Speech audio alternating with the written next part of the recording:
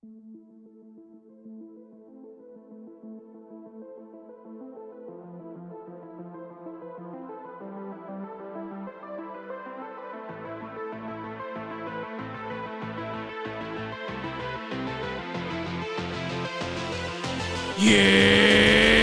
Friday! You have reached episode 63 of the Ranting Weight Watcher. I am your host, Donato Russo. I hope you enjoy the show today. If this is your first time here and you enjoy the show, please like, share, comment, and subscribe. If the podcast app you're listening on allows you to rate the show, please leave a 4-star or 5-star rating. Any rating is greatly appreciated. Here we are, another Friday. We are getting closer and closer. Halloween is over, and we are headed to Thanksgiving. How many of you still have Halloween candy in your house? Oh man, it's all over the place in mine. That's for sure. I can honestly say though, I have not had any yet. But if I do, I will track it first, that's for sure. But let's not hold any more back. Let's get into this. Journey updates. Okay, guys. Good week. We are down 2.2 pounds this week. The final weigh-in of October finds us up 5.8 pounds for the month of October. So at least we finished it off with a bang, losing 2.2. But we're still up for the month at 5.8 pounds. Total lost since January 2019 is 140.4 pounds. The pounds remaining to get to our next milestone goal of minus 150 is 9.6 pounds. The pounds remaining to get to the next milestone goal, which is minus 175, is 34.6 pounds. And the pounds remaining to get to our big goal, minus 200 pounds, is 59.6 pounds. All three goals are within our grasp. I have no doubt that I will get these goals. It's only when. It's never if. We keep pushing no matter the cost.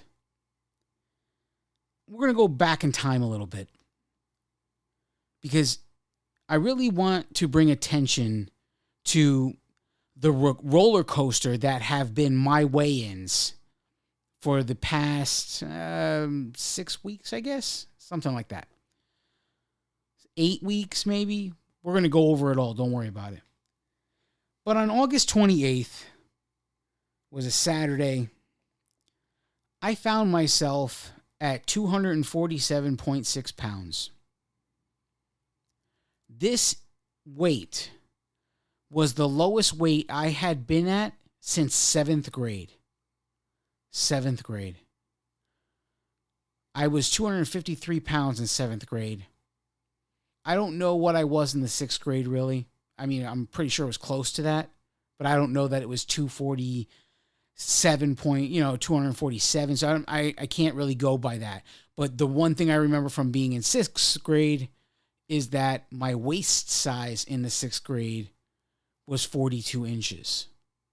These are, I guess, like traumatic memories for me because at the time in the 6th grade, we had a brand of pants called Z Cavarici, and they were like the hottest pants you can get, and everybody wanted them. And in the 6th grade, I wanted them just like everybody else did. And at 42-inch waist, I was wearing the largest size that they sold. So let's just say I don't think anybody doubts this, but I didn't spend much time wearing them if I was 253 pounds in 7th grade. I didn't wear them for very long, that's for sure. So some small goals were to get past the 253 mark, to get under it, and to get under 42-inch waist. Those were two big goals, small goals that I had on the side that just meant something to me. They wouldn't mean something to most people like the milestone goals of minus 150 and minus 175. These were just goals that meant something to me. So on August 28th, I found myself at 247.6 pounds, the lowest I had been since 7th grade. Now, let me preface this by saying this. I have no reason to lie about any of this. I have nothing to gain from lying to you. Half the stuff I've told you is so incredibly embarrassing anyway that lying to you about these numbers would be just stupid. And lying to you about how I do this plan would be stupid. I have no sponsors. The little amount of money I've made in the past, 14 months of doing this podcast translates to about 45 cents an hour over the past 14 months. So you 6 hours a week approximately, and multiply that by a year or a little over a year, whatever it is. Talking about 45 cents an hour over that entire time. So I literally have nothing to gain from lying to you about this. You know, I've said it 1,000 times.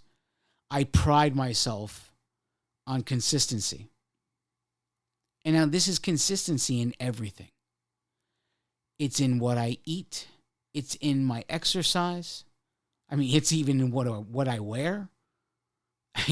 I have consistency and routines in everything I do. In the roller coaster I am about to talk to you about, not a single thing changed except water intake. It was somewhere around Labor Day that I redid the math because I pride myself on getting half my body weight in water. So when I first started, I was about 400 pounds, just give or take 5 pounds, 395 pounds, let's call it. And so I was drinking 200 ounces plus a day. So anything I can get over 200 was like bonus. But 200 ounces a day of water was my goal. Okay? And I found myself right around this time, Labor Day, approaching Labor Day, and still drinking the 200 plus ounces of water a day.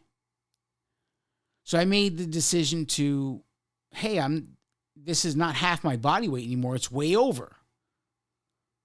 So this is the one change I made. I made the subtract, I did the math and figured out what was now half my new body weight. So there was the one change. I basically dropped about 100 ounces of water in this one change per day. Now, maybe this was detrimental. Maybe I caused my own problems that I'm about to talk to you about. I don't know. Because over the next 3 weeks,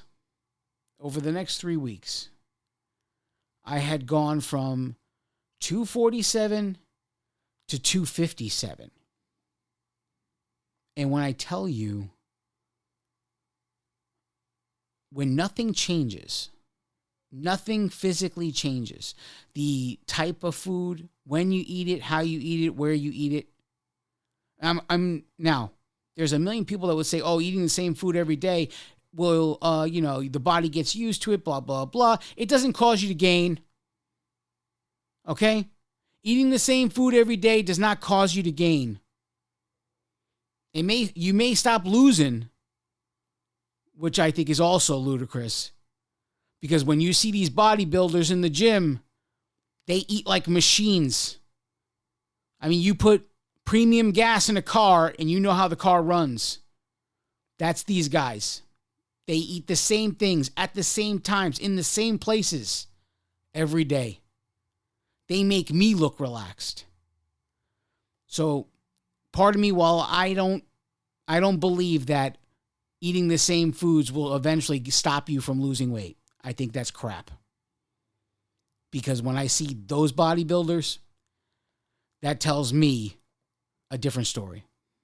So from August 28th, we go to 9-4. So I go from 247 to 250. And then on 9/11, I go to 253. And then 9/18 up to 257. So just short of 10 pounds over the next 3 weeks. And now my rule for myself, as you guys know, is I only make changes if there are 3 straight gains. So on the 4th week, after being 247, I dropped. I went down a couple of pounds. We're at 256.4. So I said, okay, no changes to make. I lost. So the food stayed the same. The water stayed the same. Now, it was right around this that I had an extreme drop in weight. On October 2nd, I weighed in at 249.4. This was a 7-pound loss, which made 0 sense to have this drastic of a loss. So many of you would say, why would you question this? Why would that even bother you? It bothers me because weight fluctuations of this kind can't happen if you eat systematically the way I do. It's going to be a consistent, little bit here, little bit here, little bit here. It's not going to be these big drastic weight losses. So it was at this point I started to have it in my head. Is my body being affected by the lack of water I've been taking in? I don't know. I was going all over the place. I'm also on medication from a urologist. And part of me believed that the medication was causing these weight fluctuations. Because I have a prostate issue that we are investigating. And so we go the next 1, 2, 3 weeks, and they're all gains. Again. So from October 2nd to October 23rd, we go from 249.4 to 255 to 256.2 and 257.4, which was 0.4 higher than I was on September 18th. And now the most current weigh-in, October 30th, down 2.2 at 255.2. Now, why do I tell you all this? I'm pointing out that I ate the exact same breakfast, the exact same lunch, the exact same dinner every Monday, every Tuesday, every Wednesday, because there's Monday dinner, there's Tuesday dinner, there's Wednesday dinner, and so on throughout the week. When you eat like this, these weight fluctuations cannot happen. And during all of this time, my exercise regimen never changed. It was exactly the same. Monday through Friday, between 3.5 and 4.5 mile walk. It varies because of the speed. I can't set my legs to say, walk at this speed the whole time. I mean, when you're on a treadmill, it's very easy to force yourself to walk a certain speed. You just push the button until it goes up. But when you're walking on natural land, it's not the same. Your speed is going to vary. Whether you think so or not, it's going to vary. But Monday through Friday, between 3.5 and 4.5 miles. And Saturday and Sunday, from 4 to 6 miles. As we dealt with all of this, knowing that exercise was regimented. Food was regimented. There were no anomalies except the water. And it was right around, I want to say, it was either the 16th or the 23rd, one of those two Saturdays of October, that I decided to reintroduce or go back to drinking 200 plus ounces of water a day. And so here we are 2 weeks later. Let's say I did it the 16th, and we are on the downslope again. So now I tell you all this because I want to talk today about what goes through your mind when things like this are happening in your weigh-ins, knowing you've changed nothing. So we're going to talk more about the mindset during this process, but we're going to take a break first. So don't go anywhere. Stick with me. Greetings, ladies and gentlemen. Thank you so much for listening to the Ranting Weight Watcher. If you would like to connect on social media, we would love to connect with you. On Facebook and Instagram, search for @The Ranting Weight Watcher. On Twitter, search for @The Ranting WW. On the Weight Watchers Connect app, search for @Ranting Weight Watcher. You can also email the show, say hello, or share your story with us. Send your emails to therantingweightwatcher@gmail.com. You can also call the show and leave a voicemail message that could be played on the air. Just call 505-652-7268. Again, that's 505-652-7268. We look forward to hearing from you.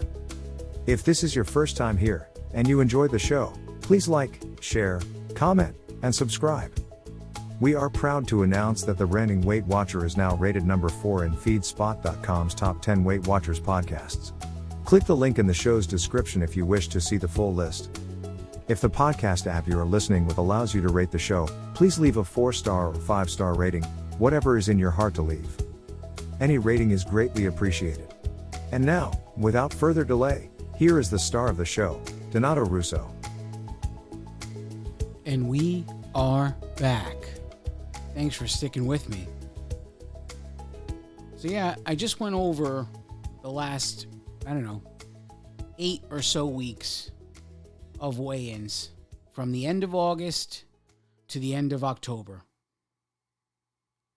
I want to reiterate, it's roller coasters like this is exactly why I push consistency so hard. It's why I preach it like you haven't heard it 1,000 times. Consistency, consistency, consistency. I'm pretty sure there are many of you that roll your eyes every time I say the word because you're just so sick of hearing it. But I can't even tell you how important it is in anyone's journey, because everybody goes through this. Everybody goes through moments like this and has fluctuations like this. And they change nothing. I'm not the only one. I'm not special.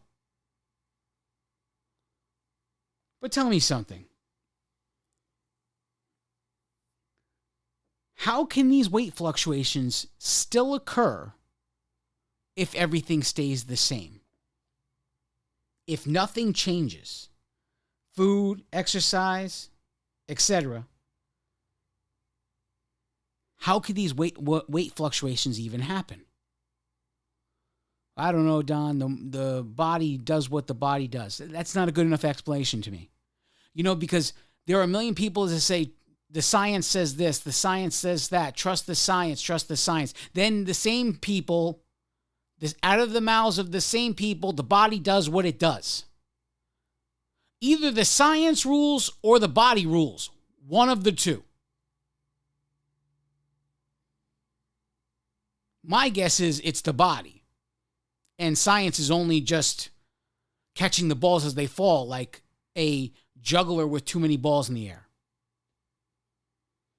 That's my guess. Because you can't come up with all of these systems and technologies and all of these things and say, trust the science, and then say out of the same mouth, the body does what it does. But what do you do? What do you do in situations like this? You've changed nothing. What if there was no consistency in my life?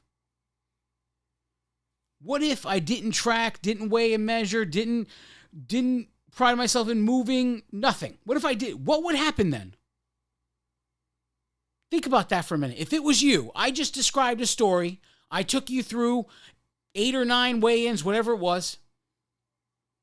If this was you, and you were eating right the entire time, and you know you were, in spite of it all, you tracked, you weighed and measured, you moved, and you systematically eat. But if you didn't do any of that, and you had these weight fluctuations, then what's going through your head? Then what? Then you're screaming at some WW coach. You're yelling and screaming to anybody who will listen. I don't know why this is happening. Why is this happening to me? I did everything right. How do we know you did everything right? You don't track. How do we know you did everything right? You don't weigh and measure. How do we know you did everything right? You don't move. How do we know you did everything right? My experience is people have selective memory. They go out and they indulge one too many times in a week. One night it's donuts, another night it's a milkshake, another night it's something else. But by the end of the 7 days, the scale goes up, and so many of the people just forgot that they had these kind of choices. They're just gone. But I'm the kind of guy, if I'm in your life, I'm going to say, what do you mean you don't know how this happened? On Thursday night, when you were eating donuts, were you thinking that this might happen? On Tuesday night, when you were drinking that milkshake, did you think this would happen? Or did you forget about that? You blocking it out of your memory.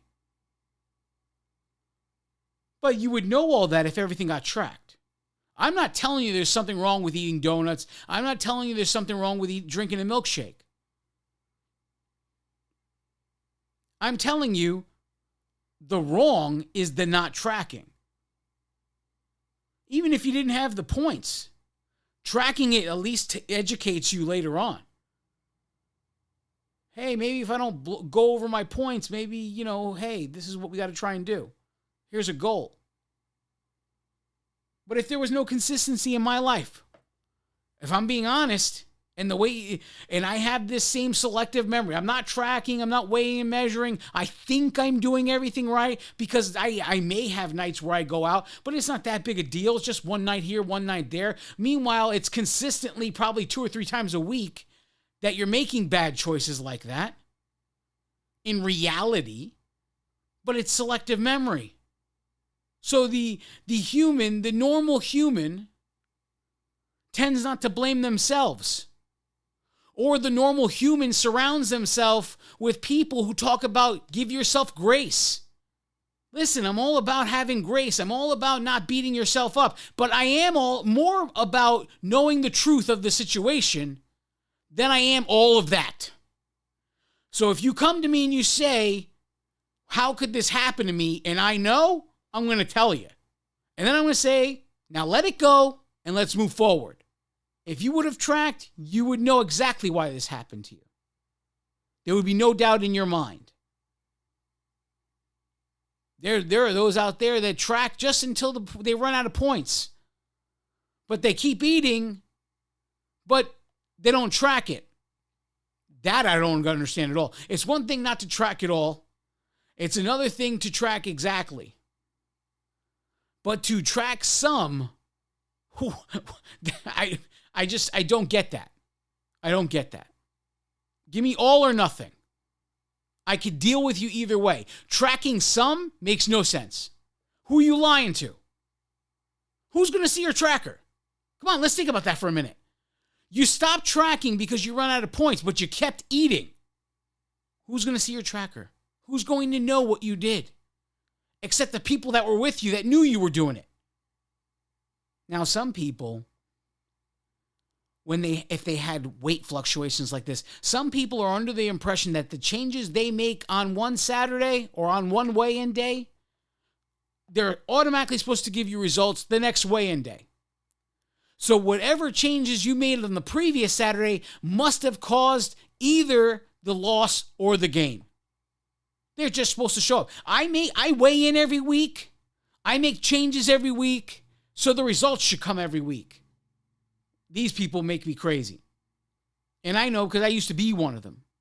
The results of the changes you make, maybe they don't show up for a month. But because you're making changes every 7 days, what the hell are you doing to yourself? You're just as sporadic as someone who's not. I mean, you're still consistent in nothing except making changes every 7 days. That's where you're consistent.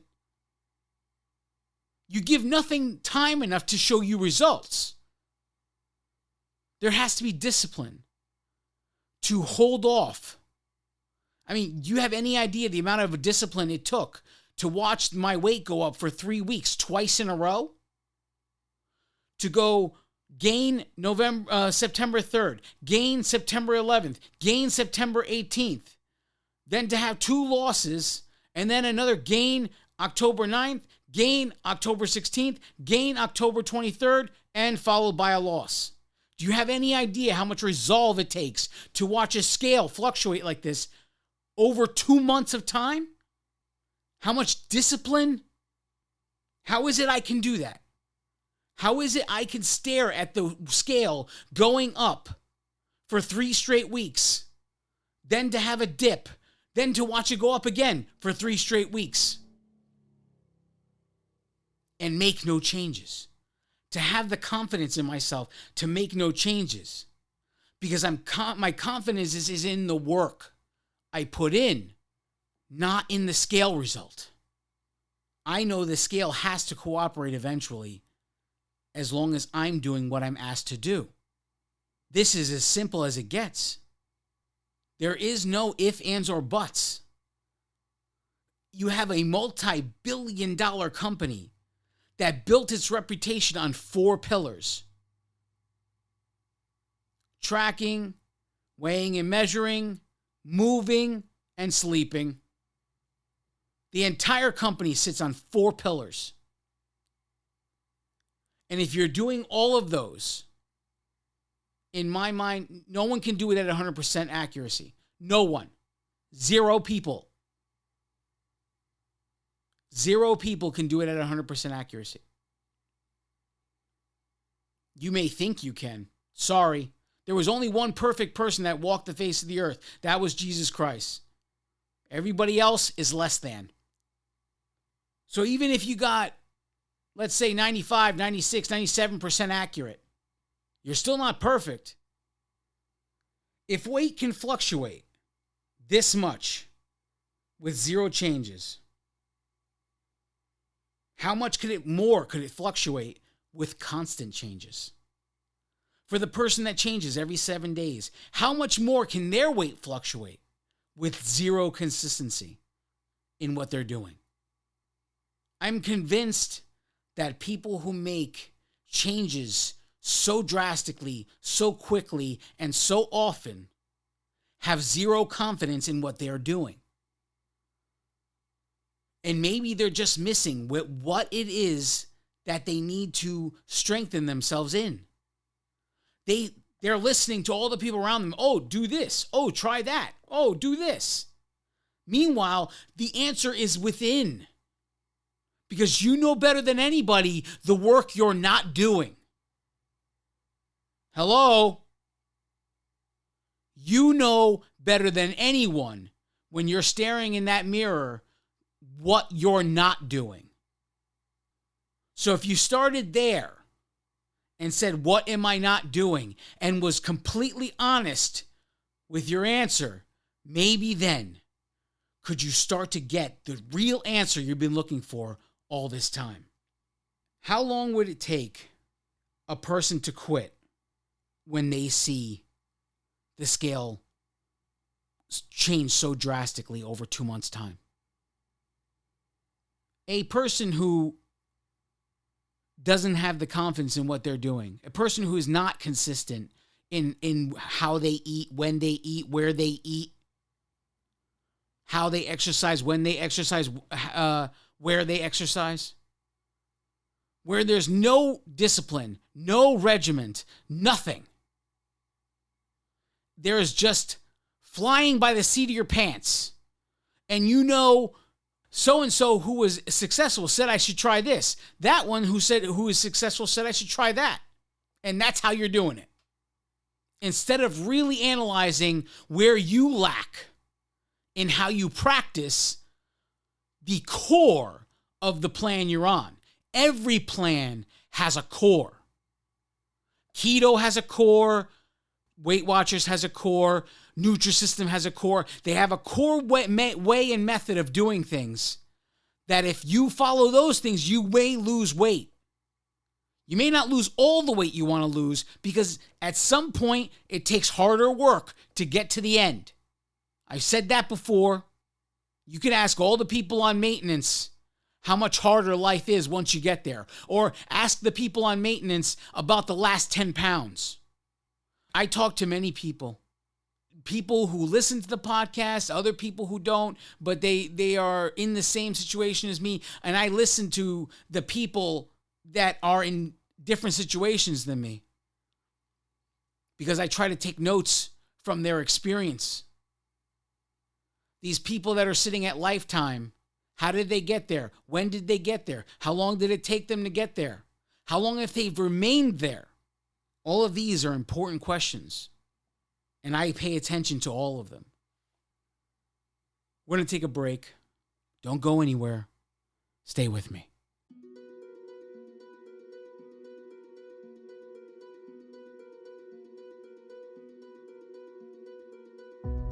Hello, I'm Donato Russo, and I am the Ranting Weight Watcher. I wrote an affirmation. It's called the Ranter's Creed. I dedicate that affirmation to all of you who are watching.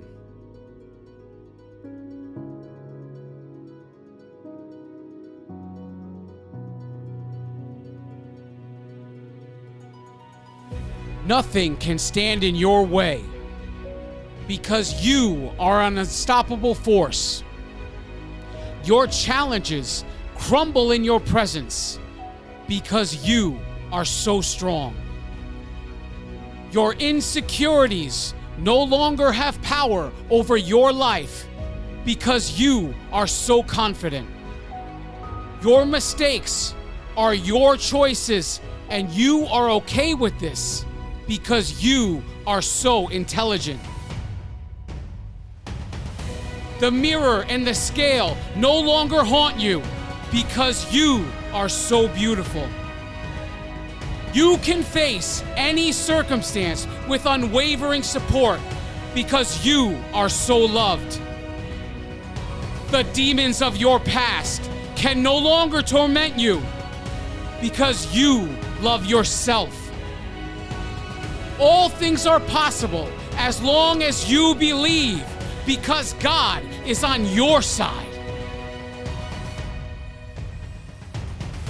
You will achieve all of your goals, not if, but when, because you have no boundaries. You are the champion of your story because you do whatever it takes to win. No one can take what you've done away from you because you are the author and the hero of your story. Arise, champion. The victory is yours.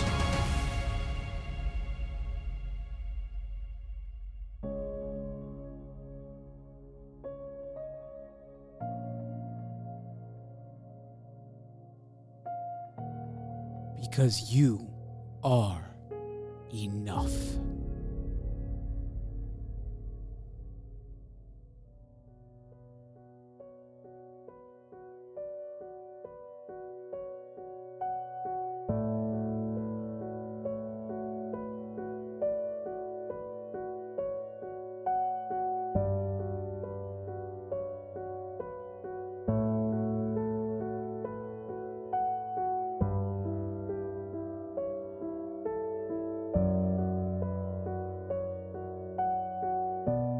And we are back. Thanks for sticking with me. We've been talking about the difference between quitting and persevering. And I just gave you a whole scenario of what could go through someone's head that would cause them to quit.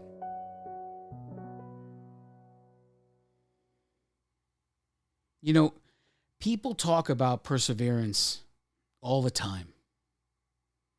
You know, it's like a buzzword. When you want to make somebody sound strong, they persevered through the struggle. You talk about these things.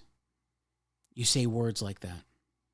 But I wonder, how many actually achieve what it is to have perseverance? How many actually achieve it?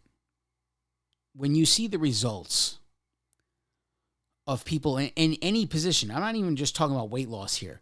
I'm talking about businessmen. I'm talking about athletes at the top of their game. I'm talking about singers, whatever it is. Whatever person is and whatever their chosen field is. When you look at their work as a whole, you can easily see the people that persevered through adversity in whatever they're attempting to do.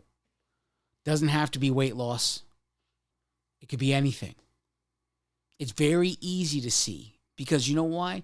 The people that persevere through struggle like this are so few and far between that they're easy to pick out.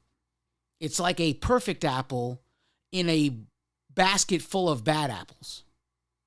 The one perfect apple. That's what we're talking about. The one apple that looks so good, it makes the others just look bad. Perseverance is being able to stare at that scale and watch it go up 3 straight weeks in spite of that number going up and having such confidence in what you're doing to stare it in the face and say, no, I will make no changes. I will continue as planned. That's perseverance. To have such confidence in the work you put in that you are willing to stare at that number. And for so many people, that number means much more than it actually means. In reality, what does the scale mean? It means it is a number of depicting someone's body weight. Now, 2 people could be 300 pounds, and one person could be in tip-top form, and the other one could be on death row. But they're both 300 pounds. So the scale weighed them with the same measurement, but the two look very different. I mean, you could have someone that looks like The Rock be 300 pounds. And you can have someone who's obese be 300 pounds. Weight, does it mean nothing? They both the same weight. Let's handle them the same way. That's what the scale said. The scale said they're the same weight. Here's the number. This is why I push and push and push. Consistency in the work you do will get you through these weight fluctuations. Because that number, I mean, you hear people say it all the time, but do they actually mean what they say? oh, the scale doesn't define me. First of all, if you have to say it, does it mean it does define you? If you have to say it, or if you just keep working like it's Tuesday, what's the difference? What's the difference then? Saturday is my weigh-in day. You got me and Joe. We go to weigh in, okay? Joe steps on the scale, and he's preaching to the world how the scale doesn't define him. But he's up 3 pounds. And then I step on the scale, and I'm up 3 pounds. The exact same amount of weight. I say nothing to nobody. I just keep doing what I'm doing. Because I have that much confidence in my work ethic. Because what is at the core of someone who perseveres? What is at the core? Work ethic. That's what's at the core. The amount of work someone puts their heart and soul into anything they do. That work is easily seen by anybody with eyes to see. Easily seen. The work ethic at the core of any individual is like the perfect apple. The harder they work, the better the fruit. Maybe they might not get the fruit right away, but when they do, it's a perfect fruit. This is your life. Do you understand what I'm saying to you here? This is your life. I understand you want to go out and have a good time and enjoy life, but this is your life, as I'm saying. So what is really important? Is it important that you're as here as long as possible? Or is it important that you can make those bad choices whenever you feel like it? Which is more important? Because one is going to dictate the other. If your choice is to be here as long as possible, then your choice is also to make bad choices a lot less often. But if your choice is not to make bad choices as much as you want, then you're not going to be here very long. Either way, you're making the choice. It's all yours. You can't blame anyone. It's not anybody else's fault. It's not the system didn't work for you.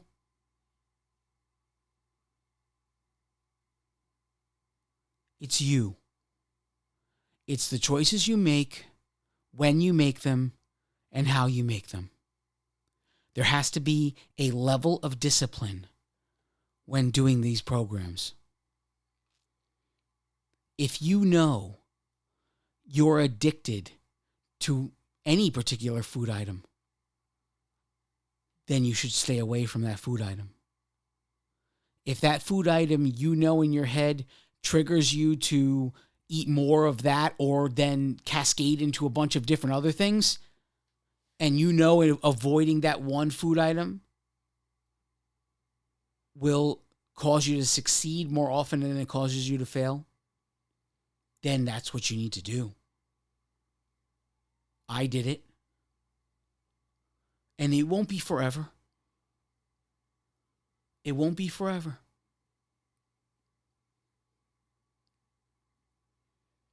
When you have confidence in the work you're doing, there is nothing you can't accomplish. But if there's no confidence in the work you're doing, you're going to get frustrated, you're going to blame the system, and you're going to quit. It's impossible to persevere without some sort of discipline in what you're doing, when you're doing it, how you're doing it, where you're doing it. That's all there is. It's so important to be able to do this.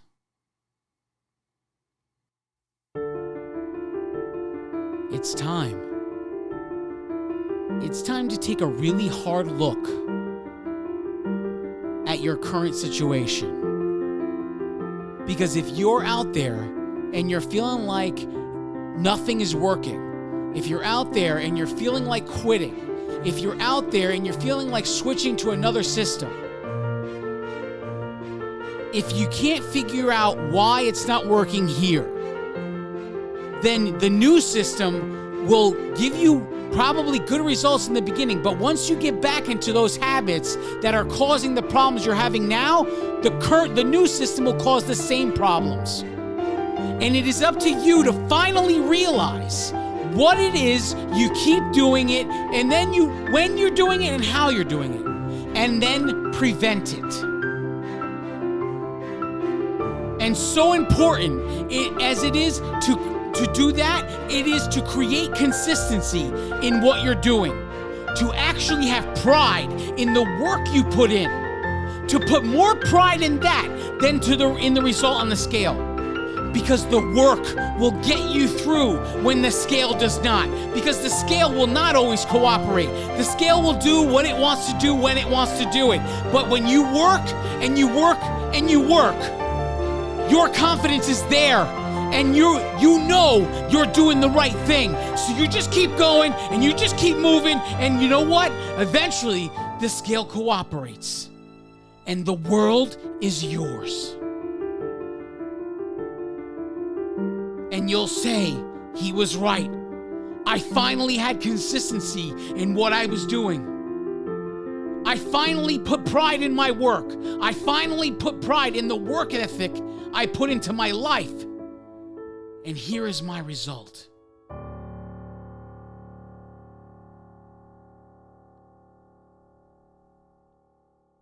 I love each and every one of you. God bless you all.